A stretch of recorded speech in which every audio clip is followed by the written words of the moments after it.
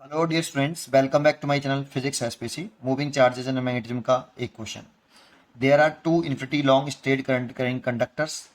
They are held at right angle to each other so that their common ends meet at the origin. The ratio of current in the both conductor is 1:1. The magnetic field at the point P. दोनों conductor में current का ratio 1:1 है, तो I1 I2 बराबर 1 तो I1 I2 बराबर हो जाएगा। ये फिगर दे भी रखा है, यहाँ पे करंट सेम रखी है। ठीक है, पी पॉइंट पे मेडी फील्ड पूछ रहा है, तो इसमें दो स्ट्रेट वायर हो गए। देखो इधर से तो इन्फिनिटी है और ये एंड यहाँ बेंड हो रहा है, तो इस जगह पर ये एंड पता है, तो ये वाला वायर जो हम सेमी इनफाइनाइट वायर मान सकते हैं और ये वाला भी सेमी इन्फिनिटी वायर मान सकते हैं। अब हमें इसमें फॉर्मूला जो यूज करना चाहिए वो फाइनाइट लेंथ का फॉर्मूला हमें याद होना चाहिए। फाइनाइट लेंथ का अगर कोई स्ट्रेट करंट कैरिंग वायर है उसके लिए हमें फॉर्मूला याद होना चाहिए। ये तो कोई फाइनाइट लेंथ का एक एंड ये रहा और एक एंड ये रहा और इसमें करंट फ्लो कर रही है, और इस पॉइंट पर मैग्नेटिक फील्ड कैलकुलेट करना है कि इस वाले पॉइंट पर कितना मैग्नेटिक फील्ड है।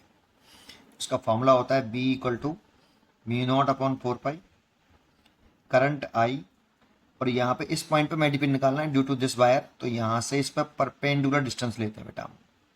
D is a perpendicular distance, I over D, और साइन θ1 प्लस साइन θ2। तो एक कंसेप्ट तो ये है कि परपेंडिकुलर डिस्टेंस लेनी है, दूसरा θ1 θ2 का नेम इंपॉर्टेंट है। तो देखो इस वाले पॉइंट को जिस पॉइंट पे मैग्नेटिक फील्ड निकालनी है उसे वायर के एंड से ज्वाइन करने वाली लाइन, और परपेंडिकुलर डिस्टेंस से एंगल देखते हैं इस ज्वाइन करने वाली लाइन तक, तो ये θ1 हो गया या θ2 कह लो। इसको दूसरे एंड को ज्वाइन करने वाली लाइन और इसी परपेंडिकुलर से एंगल देखेंगे, ये θ1। एक अगर क्लॉक है तो दूसरा एंटी क्लॉक है, मतलब एक इस परपेंडिकुलर के इस साइड में और एक इस साइड में, ये ध्यान रखना है। तो ये फॉर्मूला बी इक्वल टू होता है μ0/4, ये वाला फॉर्मूला हमें याद रखना है। ठीक है, अब इसमें देखते हैं कैसे इसे यूज करेंगे। तो देखो सबसे पहले मैं इस वाले वायर की वजह से अगर मैग्नेटिक फील्ड निकालूं कि इस वाले वायर की वजह से पी पॉइंट पे मैग्नेटिक फील्ड निकालना है, तो लिख रहा हूँ B1। इस वाले वायर की वजह से B1 मान लेते हैं, तो B1 इज इक्वल टू ये वाला फॉर्मूला लगाए हम, तो μ0/4 करंट है I, और परपेंडिकुलर डिस्टेंस ये हो गई बेटा आपकी। देखो इस पॉइंट के कोऑर्डिनेट x, y दे रखे हैं, तो ये डिस्टेंस तो x हो गई और ये डिस्टेंस y हो गई। तो परपेंडिकुलर डिस्टेंस इस वायर के लिए, इस वाले वायर के लिए परपेंडिकुलर डिस्टेंस ये है, तो d की जगह पर हम लिखेंगे y, और साइन इस पॉइंट को वायर के एक एंड से, तो इस वायर का ये एंड तो हमें पता है, तो एक तो एंड से ज्वाइन करने वाली लाइन हो गई, और परपेंडिकुलर से एंगल देखना है, तो एक एंगल तो यही हो गया भाई θ1, है ना। और दूसरा इस वाले पॉइंट को इससे मिलाएं, लेकिन ये कहाँ पर है बेटा, इन्फिनिटी पर है, ये यहाँ नहीं है, ऐसे नहीं मिलाना है आपको इसको, ये इनफाइनाइट पे, तो इससे पैरेलल कर देंगे बेटा ऐसे। ये दो पैरेलल लाइन इन्फिनिटी पर जाके मीट करेगी, है ना। तो ये दूसरा एंगल आपका ये है। तो देखो ये इस साइड में घूम रहा है परपेंडिकुलर डिस्टेंस के, ये इस साइड में और ये इस साइड में, इसी से घुमाते हैं, तो ये अलग अलग डायरेक्शन में घूम रहे हैं, तो θ2 90 डिग्री हो गया। ठीक है, तो यहाँ पर एक एंगल तो ले लीजिए ये θ1, और दूसरा एंगल लीजिए साइन 90। साइन 90 की वैल्यू तो 1 हो गई, μ0/4 I/y साइन θ1 निकाल लीजिए इसमें, तो साइन θ1 लिखते हैं तो परपेंडिकुलर बटे हाइपोटेन्यूज, तो परपेंडिकुलर तो ये x हो गया, और हाइपोटेन्यूज देखें तो पाइथागोरस से लगा सकते हैं, तो ये रूट के अंदर ये डिस्टेंस, ये x ये y, तो ये x² प्लस y² डिस्टेंस आएगी। तो साइन θ1 लिखें परपेंडिकुलर बटे हाइपोटेन्यूज, तो साइन θ1 हो गया x/रूट के अंदर x² प्लस y² प्लस 1।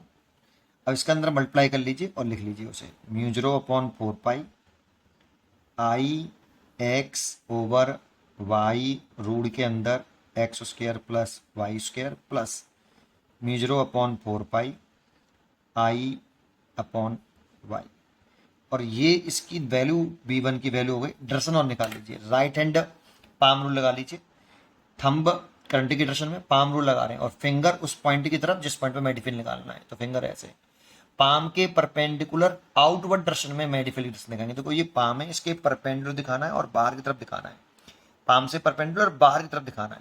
देखो अब पाम इसमें नीचे चला गया, उसके परपेंडिकुलर बाहर की तरफ दिखाएंगे तो नीचे तरफ चला जाएगा। तो मैग्नेटिक फील्ड करंट डायरेक्शन ये फिंगर टुवर्ड दी पॉइंट्स, तो मैग्नेटिक फील्ड की डायरेक्शन डाउनवर्ड आ जाएगी। तो मैग्नेटिक फील्ड की डायरेक्शन है डाउनवर्ड यहाँ पर। तो ये तो इस वाले वायर की मैग्नेटिक फील्ड निकल आया। सिमिलरली आप इस वाले वायर की मैग्नेटिक फील्ड निकाल लो, एंड इस वाले वायर की मान लो B2 है इस वाले पॉइंट पर। तो B2 इज इक्वल टू, फिर फॉर्मूला लगाओ, म्यू नॉट अपॉन 4 पाई, करंट तो इसमें भी आई है, ओवर ये वाला फॉर्मूला लगाना है। परपेंडिकुलर डिस्टेंस देखनी है वायर से P पॉइंट से, तो P पॉइंट से परपेंडिकुलर डिस्टेंस ये हो गई बेटा, जो कि x है, इसीलिए I upon x. Sine θ1 plus sine θ2, देखो परपेंडिकुलर डिस्टेंस ही एंगल नापते हैं, और इस एंड को इससे मिलाएं तो एक एंगल तो ये हो गया बेटा नीचे की तरफ, और एक इसको इससे मिलाएं तो ये इन्फिनिटी पे गया है, तो ये पैरेलल कर देंगे, तो एक एंगल ये हो गया। तो ये θ1 90 डिग्री मान लो, और θ2 ये है ये आपका, ठीक है।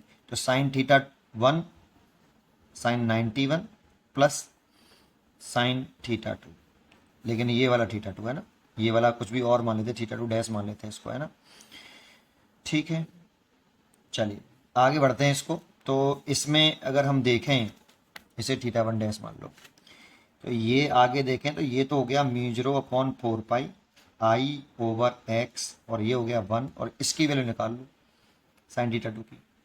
परपेंडुलर हो गया y और हाइपोटेनियस है, साइन θ परपेंडुलर बटे हाइपोटेनियस, तो कितना हो जाएगा y अपॉन रूट के अंदर x square plus y square, ये हो गया, अंदर मल्टीप्लाई कर लो इसका, mu 0/4 pi I over x plus mu 0/4 pi I y over x root के अंदर x square plus y square. इसकी भी डायरेक्शन निकालेंगे राइट हैंड पाम रूल से, तो करंट डायरेक्शन ये फिंगर टुवर्ड दी पॉइंट्स, तो डाउनवर्ड आ रहा है, तो इसमें भी डायरेक्शन डाउनवर्ड आ रही है। अब दोनों मैग्नेटिक फील्ड को ऐड कर लीजिए, नेट मैग्नेटिक फील्ड निकल आया है, तो ऐड करें तो ऐड कर लीजिए भाई, B net is equal to B1 plus B2, और डायरेक्शन डाउनवर्ड आएगी। B1 की वैल्यू देखो, इन दोनों को एक साथ ऐड करूंगा, है ना, तो इन दोनों में से क्या कॉमन है चेक करके बताओ। म्यू 0/4 पाई आई कॉमन है, तो इसे ले सकते हैं हम म्यू 0/4 पाई आई कॉमन ले लिया, 1/y प्लस 1/x, ठीक है। और इसमें से क्या कॉमन है, तो इन दोनों को एक साथ ऐड करूंगा, तो इसमें से कॉमन ले रहा हूँ, म्यू 0/4 पाई तो कॉमन है, ये आई भी कॉमन है, और रूट के अंदर नीचे x square plus y square common है। देखो ये कॉमन हो गया, आई कॉमन हो गया, और ये कॉमन हो गया, यहाँ से बचा एक्स अपॉन वाई और यहाँ से बचा वाई अपॉन एक्स। तो यहाँ पे कॉमन लेने के बाद एक में आएगा एक्स अपॉन वाई और दूसरे में आएगा वाई अपॉन एक्स। अब इस पूरे में से कॉमन क्या है, पूरे में से म्यू 0I/4 पाई तो कॉमन है ये, और यहाँ से ये इसमें से कॉमन आ गया, ये इसमें से कॉमन आ गया, ठीक है। यहाँ से y/x एल्सियम ले लूँ तो x प्लस वाई आएगा, और यहाँ पे 1/रूट के अंदर x square plus y square, और यहाँ से अगर एक्स वाई एल्सियम लूंगा तो x square plus y square आएगा ऐसे, और इससे एक कट जाएगा रूट बार x square plus y square, तो कितना। अब इसमें से देखो एक्स वाई नीचे से कॉमन आ जाएगा डिनोमिनेटर में, mu 0I/4 x y common आ गया, ऊपर यहाँ बचा एक्स प्लस वाई, और यहाँ बचा रूट के अंदर x square plus y square. तो ये नेट मैग्नेटिक फील्ड आ गया। डायरेक्शन पूछ नहीं रहा है, अगर पूछता तो वर्टिकली डाउनवर्ड होती है, ठीक है। तो ये आंसर हो गया। तो चेक कर लेते हैं, इसको आगे पीछे भी ले सकते हो, इसको पहले लिख लो इसको बाद में लिख लो, लेकिन बीच में प्लस है, ठीक है। तो इसीलिए इसकी चॉइस हो गई A, mu 0I/4 pi x y root के अंदर x square plus y square plus x plus y, यही चॉइस है हमारी। उम्मीद करता हूँ कि आपको ये जरूर समझ में आया होगा। पढ़ते रहिए और खुश रहिए।